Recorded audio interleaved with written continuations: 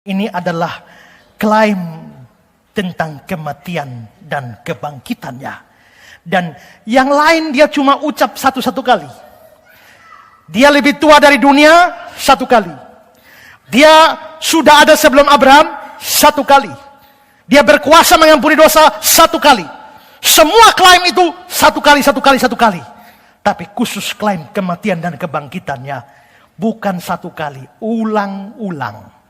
Markus 8. Kemudian mulailah Yesus mengajarkan pada mereka, Anak manusia harus menanggung banyak penderitaan, ditolak oleh tua-tua, imam-imam kepala ahli Taurat, lalu dibunuh, bangkit sesudah 3 hari. Markus 9 ayat 31. Anak manusia akan diserahkan ke dalam tangan manusia, mereka akan membunuh dia, dan 3 hari sesudah dibunuh dia akan bangkit. Markus 10, 33-34 katanya, dan mereka akan menyerahkan dia kepada bangsa-bangsa yang tidak mengenal Allah. Dia akan diolok-olok, diludahi, disesah, dan dibunuh. Sesudah 3 hari dia akan bangkit. Yang lain satu-satu kali klaim-klaim aneh. Klaim tentang kematian dan kebangkitan berulang-ulang kepada murid-muridnya. Bukan cuma murid-muridnya, kepada orang-orang Yahudi secara umum yang ramai di bait Allah, dia mengucapkan Yohanes 2, 19-21. Jawab Yesus pada mereka, rombak bait Allah ini, dan dalam 3 hari aku akan mendirikan kembali. Orang dirikan ini bait Allah ini 46 tahun didirikan, belum selesai. Ya, kamu hanya membangun dalam 3 hari, ini pantas orang bilang dia gila ini.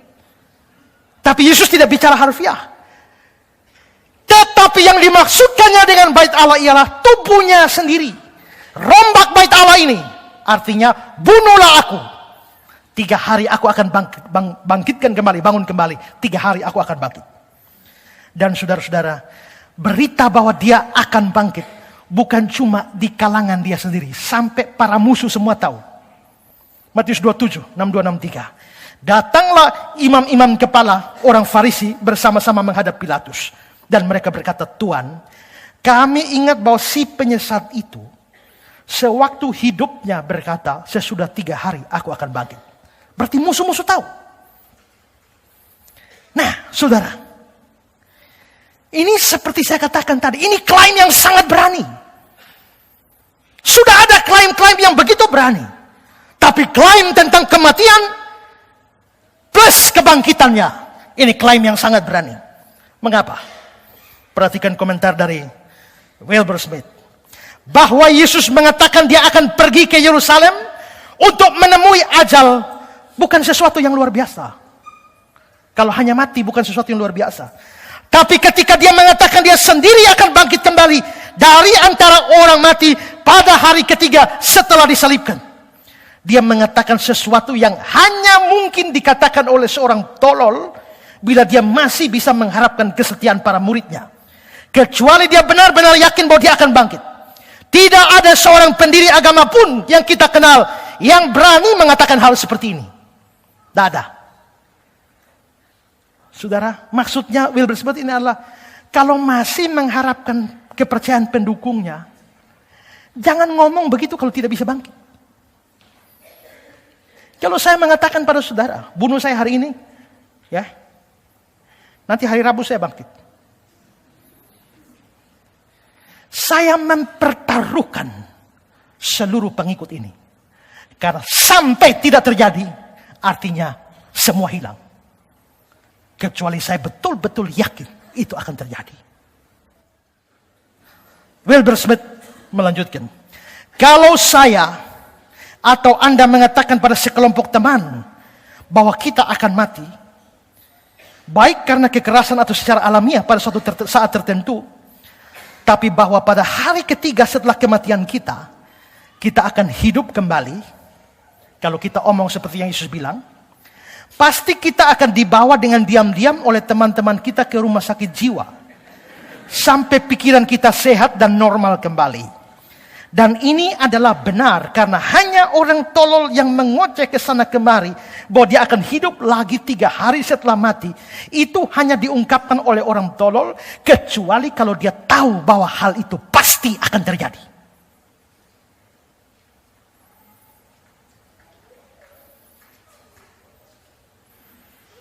Dan itulah klaim Tuhan kita. Dia bukan cuma kalau dia bilang, bunuh aku, 1 hari nanti aku akan bangkit. 1 hari nanti kapan?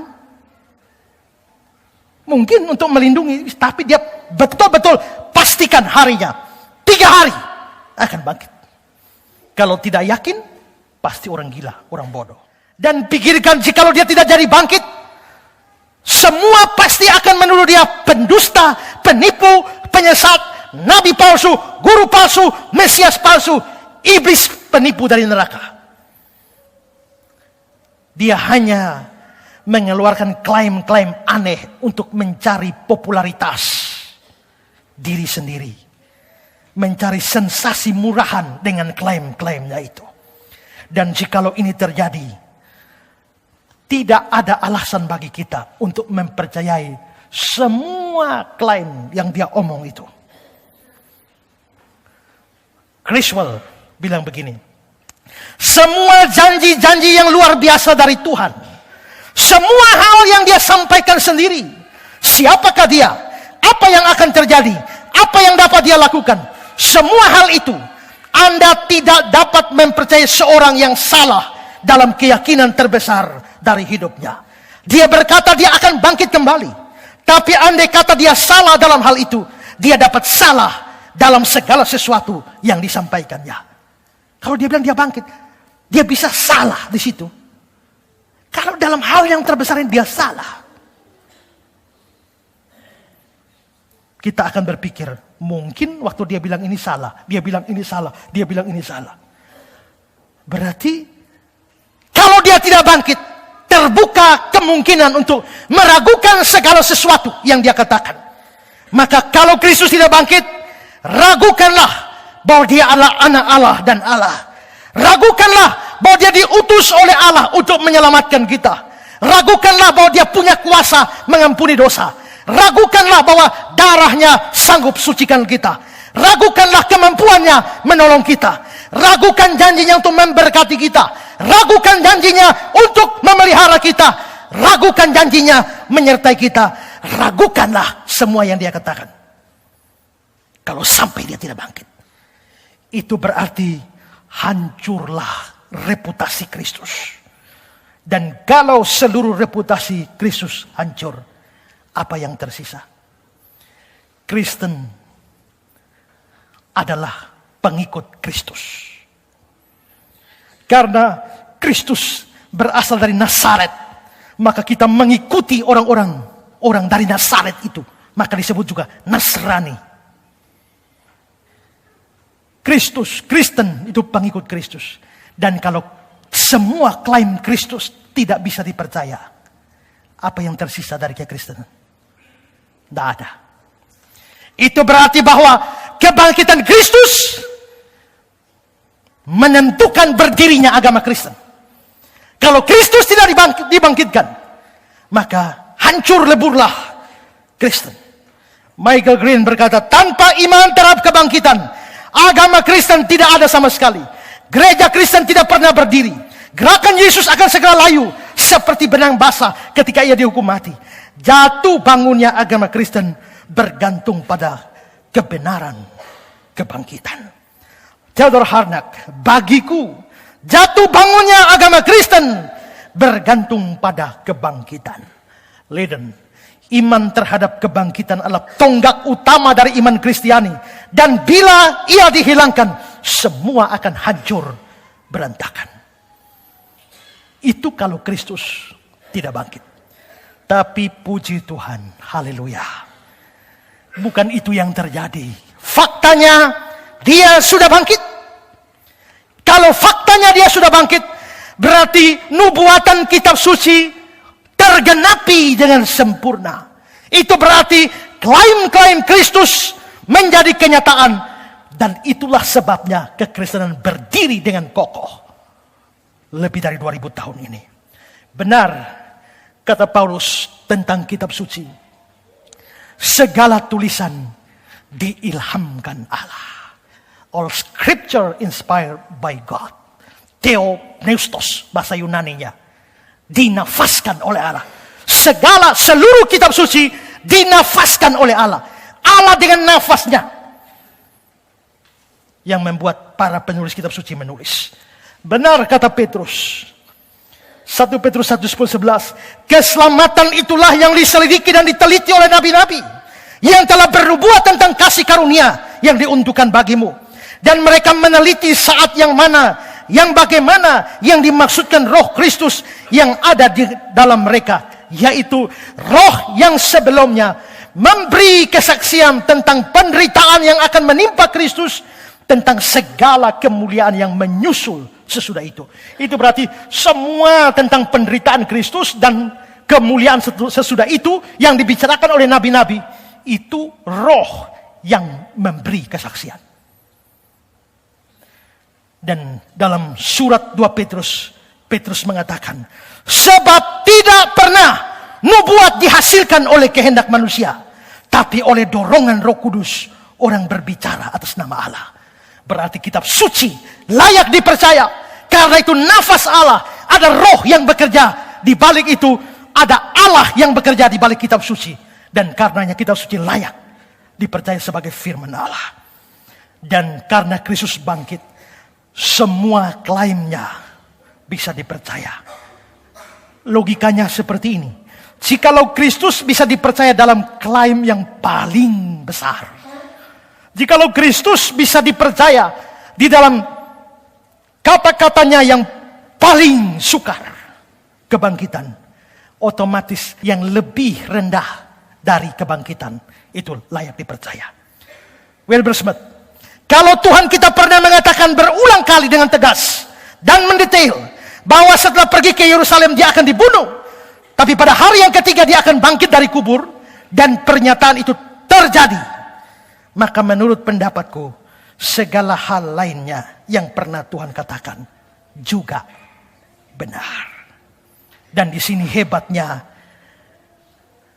Kristus. Di sini letak kebesaran Kristus yang melampaui semua tokoh di dalam dunia. Seperti kata-kata dari Saint Edgar, inilah seorang guru agama. Dan dengan berani dia mempertaruhkan seluruh kebenaran pernyataannya pada kemampuannya setelah dibunuh untuk bangkit kembali dari kubur. Kita dapat mengatakan dengan pasti bahwa belum pernah sekalipun sejak dulu sampai sekarang ada orang yang membuat pernyataan seperti itu. Belum ada. Fakta bahwa Kristus bangkit membuat kita percaya semua yang keluar dari mulutnya layak dipercaya. Itu berarti ketika dia mengatakan bahwa kalau kamu percaya kepada dia, dosamu dihapus, layak dipercaya. Kalau dia mengatakan bahwa dia memberikan hidup kekal kepada kamu, layak dipercaya. Kalau dia mengatakan dia akan menyertai kamu sampai kesudahan zaman, layak dipercaya. Kalau dia katakan dia mencukupkan seluruh kebutuhanmu, layak dipercaya. Kalau dia berkata alam maut tidak akan menguasai gerejanya, layak dipercaya. Kalau dia berkata satu hari nanti aku akan datang kembali, satu hari nanti anak manusia akan datang di awan-awan diiringi dengan malaikat-malaikatnya. Ini belum terjadi, tapi percayalah itu pasti terjadi. Intinya adalah jangan ragukan apapun yang Kristus katakan dan janjikan. Percaya apa yang dikatakannya, karena dia sudah membuktikan dengan yang paling sukar seperti kebangkitan, dia bisa menggenapinya. Karena itu saudara-saudara, maka pesan Paskah buat kita, kebangkitan Kristus menunjukkan dua hal. Pertama, kitab suci kita adalah firman Allah yang layak dipercaya. Dan kedua adalah Kristus dengan semua janji-janjinya adalah layak dipercaya. Puji Tuhan, bahwa kita punya Tuhan seperti ini.